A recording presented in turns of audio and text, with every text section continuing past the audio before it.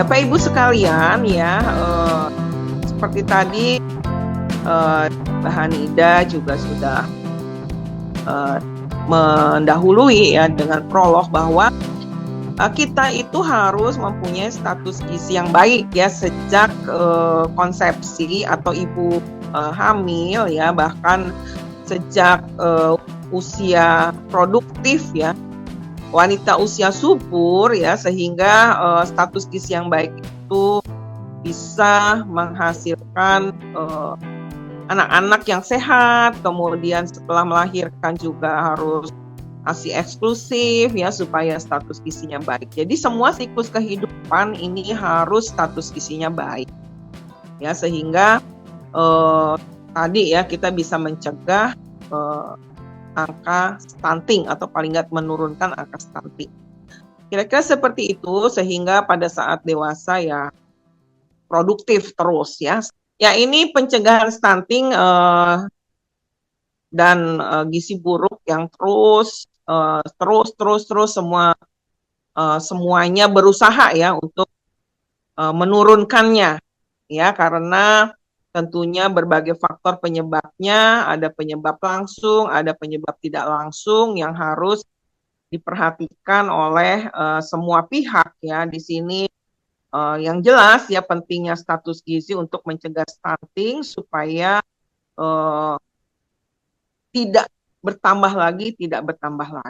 Ya, jadi di sini berbagai macam faktornya ya, kemudian juga semua sektor juga ikut membantu begitu ya, seperti jangan sampai anak ini terinfeksi, kemudian sanitasi lingkungan, dan kemudian seperti tadi asupan gizi harus maksimal. Nah, Bapak Ibu ya, di sini tentunya kita ketahui bahwa stunting itu bisa dicegah tidak ujuk-ujuk ya. Jadi pentingnya pencegahan ini dari awal. Jadi dari usia wanita atau anak-anak remaja, kemudian usia subur ya, kemudian ibu-ibu hamil itu harus terus 1000 hari kehidupan dipantau supaya status gizinya dan asupan makanannya tetap mencukupi ya. Nah, Bapak Ibu sekalian yang saya hormati, teman-teman ya, di sini tentunya remaja putri ya, remaja putri ini banyak yang anemia ya pada saat dia itu di sekolah, misalnya SMA ya, bahkan university gitu ya, walaupun di pendidikan juga diajarkan mungkin ya, diberikan ilmu kesehatan, akan tetapi kenyataannya banyak remaja putri yang terkena anemia. Nah, ini tentunya perubahan gaya hidup, perilaku ya, itu juga harus dijelaskan ya, karena anemia ini juga satu karena mungkin asupannya kurang, asupan sumber Fe juga kurang, juga mungkin pengetahuannya kurang karena nggak tahu. Nah, ini yang perlu dijelaskan ke anak-anak remaja supaya tidak menderita anemia. Jadi tentunya dari semua sektor ya itu membantu ya, mendukung supaya dari remaja jangan sampai terkena anemia atau kurang energi protein. Nah, ini adalah bagan ya, maaf yang tadi bagan terkait bagaimana kesehatan remaja bisa menjadikan remaja-remaja itu kurang gizi ya. Jadi ada kek, ada anemia. Ini bagan ini menggambarkan bahwa pola gaya hidup remaja saat ini misalnya kurang sayur, kurang buah, kemudian banyak lemak begitu ya karena fast food. Nah, itu juga akan menyebabkan terjadinya asupan makanan yang tidak seimbang ya, sehingga gaya hidup ini juga akan mempengaruhi status gizi dan kondisi kesehatan dari remaja-remaja kita yang tadi cek, malnutrisi, Fe kurang, anemia dan sebagainya. Nah, kesehatan remaja ini harus mendapat perhatian. Ya. Nah, mengapa sih kita harus mencegah jangan sampai keterlanjuran stunting ini menjadi meningkat terus ya. Jadi satu pentingnya remaja itu mempunyai status gizi yang baik ya sebelum dia itu hamil ya atau WUS ya. Jadi remaja kemudian WUS kemudian hamil, nah jangan sampai status gizinya kurang karena beresiko mempunyai anak yang berat badannya kurang. Kemudian pada saat pertumbuhan janin, ya itu 1000 hari kehidupan itu status gizi juga harus optimal, asupan juga harus optimal, ya untuk mencegah terjadinya stunting ini. Kemudian keterbatasan akses ke gizi saat kehamilan ini juga harusnya semua ibu hamil ini disupport ya, jangan sampai dia itu kurang makan karena aksesnya sulit, misalnya seperti itu. Nah, ini juga perlu perhatian khusus sehingga pencegahan stunting itu mulai dari awal, dari remaja, kemudian masa usia subur, sampai kehamilan, dan sampai anaknya lahir. Tentunya seperti itu, supaya kita memastikan ya calon ibu yang hamil itu tentunya harus sehat dan kemudian pada saat kehamilan sehat sehingga menghasilkan bayi-bayi yang sehat.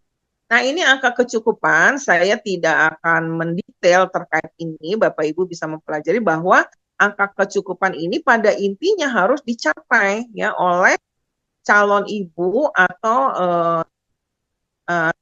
adik-adik yang remaja ya, ini WUS ya, wanita usia subur atau pada saat siap hamil usianya dari 19 sampai 49 ini harus mencukupi kebutuhan zat gizi yang tertera ya, berkisar antara kalorinya 2.500-an atau 2.600 sampai proteinnya 65. Nah, ini bagaimana cara menyusunnya ya? Nah, cara menyusunnya Bapak Ibu, teman-teman mungkin bisa menghubungi ahli gizi, nutritionist atau dietitian, atau nanti pada saat slide berikut saya akan mencontohkan beberapa makanan yang bisa dikonsumsi. Dan pada saat hamil trimester 1, 2, 3 itu harus ada penambahan energi dan protein. Seperti yang di depan ini pada trimester 1 energinya harus bertambah ya 180 kalori, kemudian trimester 2 3 300 kalori dengan protein 10 gram. Kira-kira seperti itu untuk perkembangan janinnya sendiri begitu ya.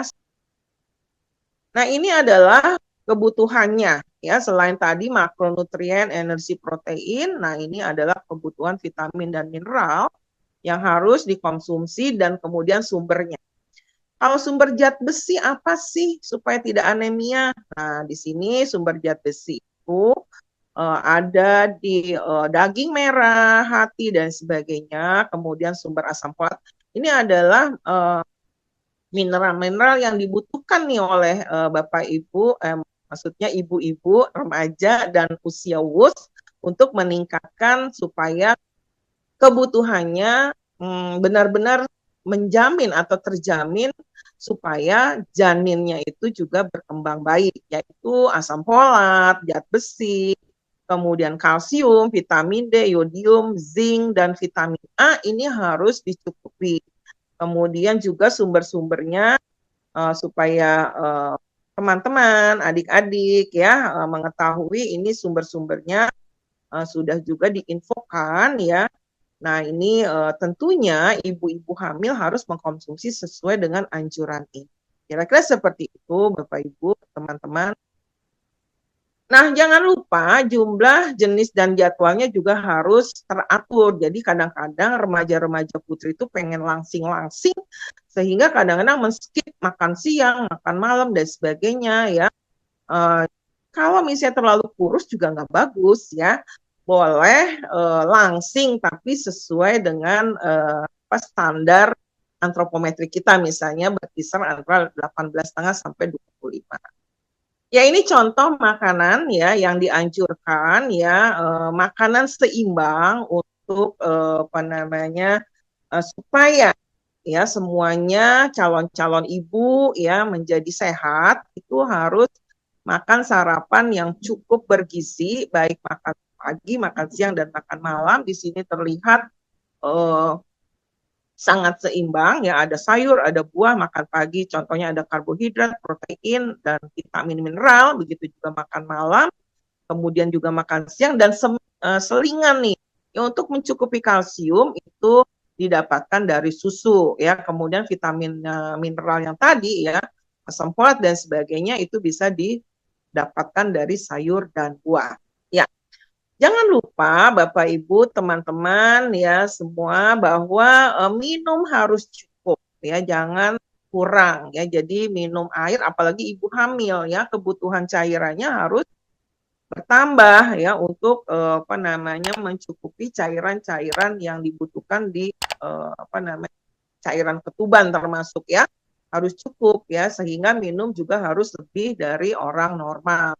Kira-kira seperti itu. Nah, ini ada sinyal-sinyal kalau kencing kita kuning, pekat, berarti kurang minum ya. Jadi minuman atau air sekitar 1,5 sampai 2 liter, ya, ibu hamil bisa sampai 2,5 liter. Mungkin di sini berapa besar sih dampak ya terhadap pencegahan stunting ya, terkait dengan hal-hal yang kita usahakan tadi ya. Di sini banyak penelitian-penelitian atau studi-studi ya terkait dengan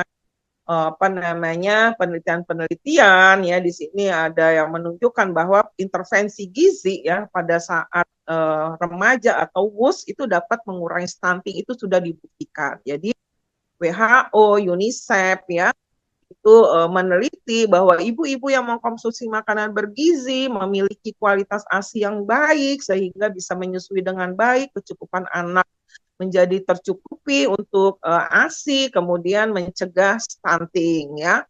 Nah, ada beberapa penelitian juga yang membuktikan bahwa memberikan fortifikasi makanan suplemen pada WUS juga mengurangi angka prevalensi stunting.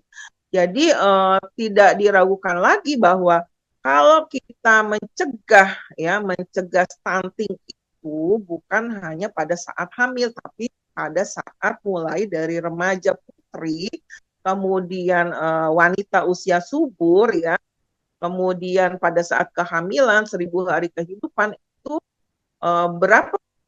berapa banyak penelitian yang sudah membuktikan itu ternyata benar-benar bisa mencegah stunting ya. Mudah-mudahan kalau semuanya termotivasi ya, dari anak remaja sampai usia subur sampai pada saat hamil dan kemudian 1.000 hari kehidupan ini, tentunya stunting kita akan terus menurun ya, karena berbagai penelitian sudah membuktikan bahwa itu akan terjadi, bahwa pencegahan stunting itu bisa dimulai dari saat awal, dan kemudian asupan gizi yang optimal tentunya akan mencegah stunting. Kira-kira